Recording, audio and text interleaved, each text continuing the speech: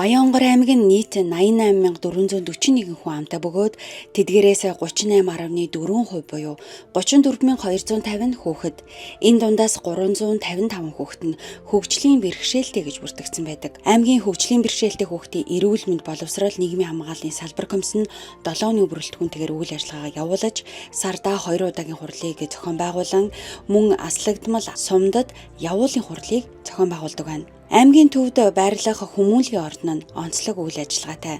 Тэнд хөгжлийн бэрхшээлтэй хүүхдийн эрүүл мэнд боловсрол нийгмийн хамгааллын салбар комиссийн товлолт хурлууд зохион байгуулагдахаас гадна хөгжлийн бэрхшээлтэй хүүхэд иргэдэд чиглэсэн олон талт үйл ажиллагаа тогтмол явагддаг. Хүмүүнлэгийн ордон 2024 оноос энэ оноос хөдөлмөр халуун зөвшөөрлийн газрын иргэд ирсэн байгаа. Хүмүүнлэгийн ордон дээр хөгжлийн бэрхшээлтэй иргэд өөрийн гэсэн аж ахуйгаа эрхлэх, орлого олох боломжтой бүх өөрөө тусалгаагаа бэлдээд өгсөн.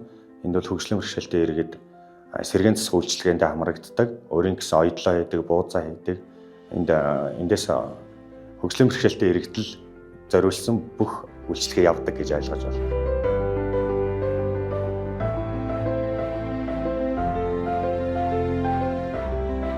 Бага насны хүүхдүүдийн 9, 18, 36 сартай хөгжлийн эрт илрүүлгийн үйлчлэгийг аймгийн хэмжээнд тогтмол үр дүнтэй зохион байгуулах тал дээр өрхийн эрүүл мэндийн төв эмчнэр идэвхтэй ажилладаг.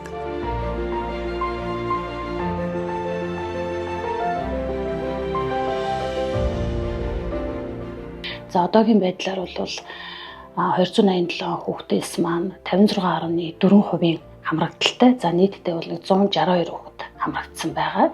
Өвчлөл бол одоо өсөлтийн хоцрогдолтой хүүхдүүд бол одоогоор илэрсэн хүүхэд бол байхгүй байна. За хүүхдүүдээ сар бүрдээ дуудаад услагтай хамруулаад тэгээд зөвлөмжөө өгöd явдаг байгаа.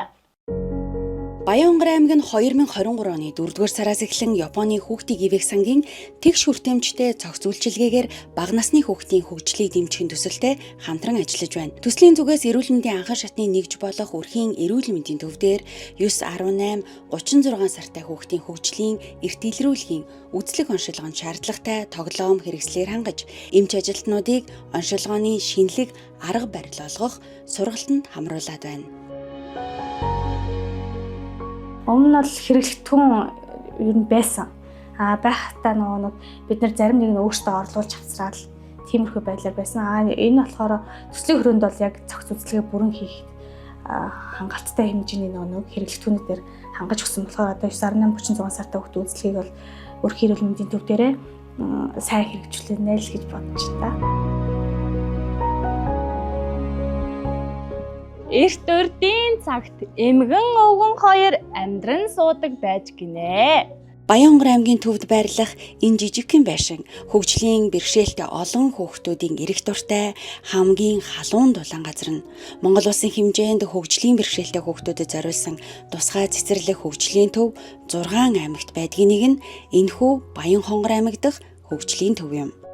Зөгийн цэцгэн дээр суу.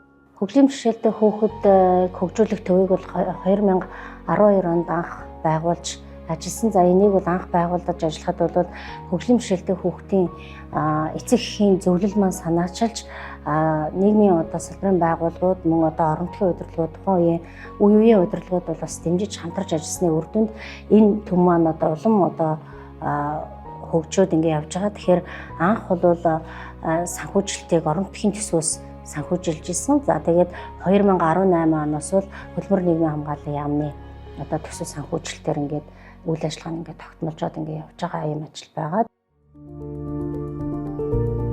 Тус төв нь нийт 16 ажилтнтай, сургуулийн өмнөх боловсролын анги болон сургуулийн анги гэсэн үндсэн 2 анги, тус бүрт 1 багш, 1 эмч сувилагч ажилладаг. Сургуулийн ангийн оюун далай багшийн хувьд анх өөрийнхөөгээ тус хөгжлийн төвд авчирч сургалтанд хамруулж байжээ.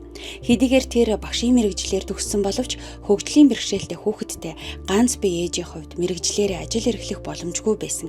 Яг тэр үед нь тус төвийн удирдлагаас оюун далайг багшаар ажиллах саналыг тавьж өнөөдөр тэрээр хүүхэд бүрт зориулсан сургалтын хөтөлбөрөөр хичээл сургалтаа явуулж байна. Өдөр тутмын үйл ажиллагаандаа бол одоо хэлээрээ математик, энгийн төсөөл, дүрслэх хурлаг, тэгээ хөдөлгөөн эрүүл мэнд гэсэн хичээлүүд орж явдаг. Хүүхд тус бүрдээ ганцаарчлан төлөвлөгөө боловсруулад тэгээ ганцаарчлан төлөвлөгөөнийхөө дагуу хүүхдүүд ганцаарчилж ажилладаг. Тэгээд тухайн хүүхдийнхаа төвшөнд нь тохируулаад үйл ажиллагаагаа явуулдаг. Тэмээ. Өхөр. Мөр. Ямаа. Зарим хүмүүс бол сериал гэдэг тусгаарлаад байна гэж яриад байдаг байхгүй. Тэгээд миний хувьд бол энэ үетэй нэг бас санаа нийлдэггүй. Бид бол тусгаарлаагүй. Тодорхой хэмжээнд л энэ хүмүүсийг нийгэмшил орон зайг нь бий болгож өгөөд цааш нь залгамжаараа л явуулж байгаа. Гэхдээ энэ яг ийм төвбөр байх шаардлагатай гэж би хараад байгаа байхгүй. Тэрнээс бол одоо бүр нэг 5 одоо бүр 16 хүртэл тусгаарлаа сургаал энд ингээ байлгаад байгаагүй байхгүй. Бид нар нэг 8-9 сар л аваад бусдын залгамжаараа цааш нь явуулаад тэгээд цэцэрлэг сургуульд шилжүүлж өгөхөөр хүүхдийн нөхцөл байдлуудыг бүгдийг тодорхойлон за энэ хүүхд ийм анх манад ирэхдээ ийм юутай ирсэнд ингээ ажиллаад ийм босон цаашдаа та нар энэ тал дээр нь анхаараарай гэд ингээ бүр зөвлөмж маягийн юм хөргүүлээд албан тооттой хөргүүлээд буцаад нөгөө хүүхд сургуульд явж яах цэцэрлэгт явж яах нөгөө залгаан холбоогоор бас эргэж буцаа холбоотой ажилладаг байхгүй.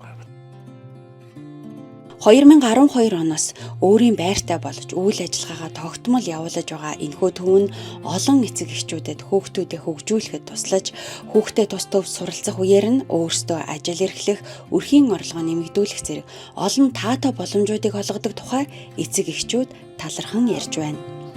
6 7 8 охин маань болоод дөнгөж нэг дүнгэн данга нэг л нэг юм тэнцвэр олж ядал нэг суух гал ингээл баг гифтрийн ирж ийсэн. Тэрснээс хойш юм тэр нөгөө гифтри байсан хүн чинь дуудлаггүй ингээл нөгөө сэргийн засахын тартай яваад нөгөө хоол би ч нэг хооллож чаддгүй байж тараад хоолнд ороод тэгээ бүр ингээд жинэн нэмэгдээд тэгээ бүр тэр битгий хэл бүр нөгөө охин маань нөгөө Балчингийн суралцлагатай байсан. Тэгээ хувийн тэрийг нь манай багш нар бүр аягүй хөөрхөн хөгжүүлээд бүр нөгөө нэг ардталт нөгөө цагаан суврагны ая тавиад нугруулдаг болгоод бүр амар хөөрхөн нугурдаг болоод тэгээ бүр жоохон ахаад ирсэн чинь бүр дуудулдаг болоод бүжгэлдэг болоод хамтлаг бүжгэлдэг болоод аягүй хөөрхөн болоод тэгээд аягүй хэрч хүч өгсөн урам өгсөн.